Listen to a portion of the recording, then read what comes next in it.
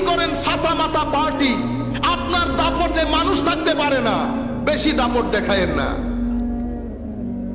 Just 10 মাস পিছনে যান, বেশি দাপট দেখায়েন না।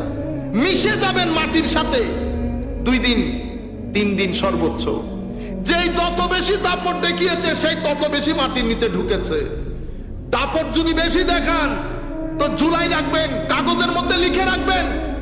যদি ঘটনা না ঘটে তাইলে দাফন কাফনে আমার খাদ্যরে রাখিয়েন, এজাজত আছে। বেশি দাপট দেখাবেন, লিখে রাখবেন। যত দাপট বেশি হবে জমিনে তত বেশি আল্লাহ গাড়বেন আপনাকে। দাপট দেখেন না, এগুলা শিখেন বেটা। ভদ্রতা, নম্রতা। আমার নবীর উম্মত আপনি, আমার নবীর উম্মত আপনি, আমার নবীর মনোকষ্টের কারণ হয়েন না। ফেসবুকের মধ্যে লেখালেখিতে সাবধানতা অবলম্বন করবেন। বাদ দেন, দফা করেন কে কি লিখছে। জিকির করেন, দরুদ শরীফ পড়েন। আপনি মনোকষ্টে পড়ে যাবেন সামনে। আপনার পরিবার, সাংসারিক জীবন শান্তির হবে না। এই লাইনে আসতেই হবে, নামাজ পড়তেই হবে, তিলাওয়াতে কোরআন করতেই হবে। আমাদের সাথে রাত দিন উঠা বসা করে কোরআনের তিলাওয়াত জানান, এগুলো নিরেট ঢং ঢং। এগুলা কোনো প্রয়োজন নাই আমাদের সাথে উঠা বসা কোরআনের তিলাওয়াত করতে না জানলে।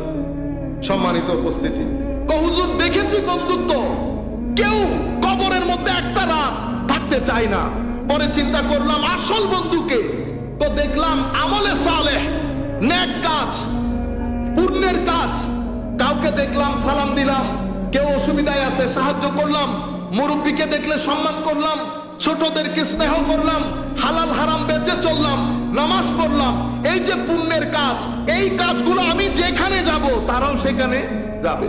পরে আমি দুনিয়ার বন্ধুত্ব কম করে দিয়ে আমলে সালেহের সাথে বন্ধুত্ব বেশি করলাম। নাম্বার 1। নাম্বার 2, আমি সংক্ষিপ্ত আকারেই বলছি।